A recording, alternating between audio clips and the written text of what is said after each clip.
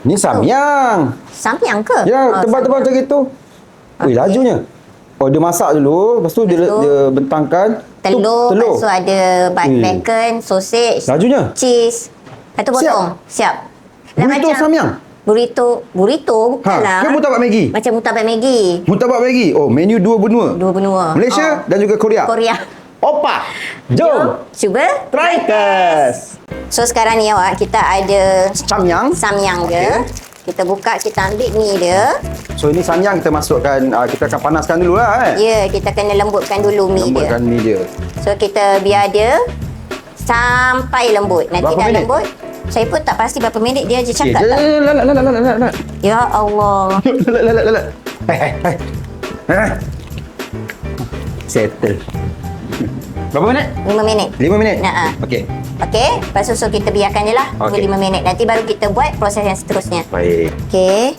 So mi ni pun, ramen ni dah lembut. So kita masuk dalam mangkuk. So dah masukkan ni. Kita kena gaul. Masuk dalam kuali. Oh, tapi kalau dalam video kan awak, dia letak atas pan yang petak. Ini pan bulat. Okey ke? Tak ada. Beginilah je lah apa yang ada. Telur pula. Telur. Ya, telur ni yang dah pecah. Ni pun telur pun kalau boleh kita ratakan. Kalau boleh ratakan. Nabi yang awak buat ni tak rata ni. Ni kosong ni. Sabar. Lepas tu bagi dia masak sekejap. Yang nampak atas macam dah okey masak, baru kita akan masukkan next punya bahan-bahan. Sausage dia. Okey. Ikutlah berapa panjang kan. Saya rasa ni boleh muat 2 ni. Okey. Lepas tu kita letak bacon. Letak cheese.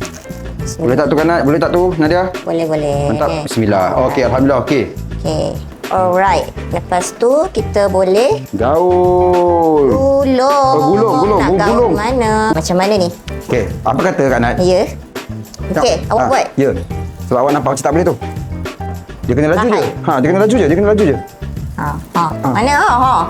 Dah terkeluar dah isinya. Isi nak kat dalam.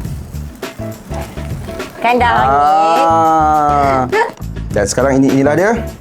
Burrito samyang yang kita akan cuba. Bismillahirrahmanirrahim. Oh, memang tak macam dalam video guys So kalau korang buat, korang kena berhati-hati. Burrito samyang. Tu sausage satu tu takkanlah awak nak masuk dalam mulut. Ambil. Jom. Cuba. Try test.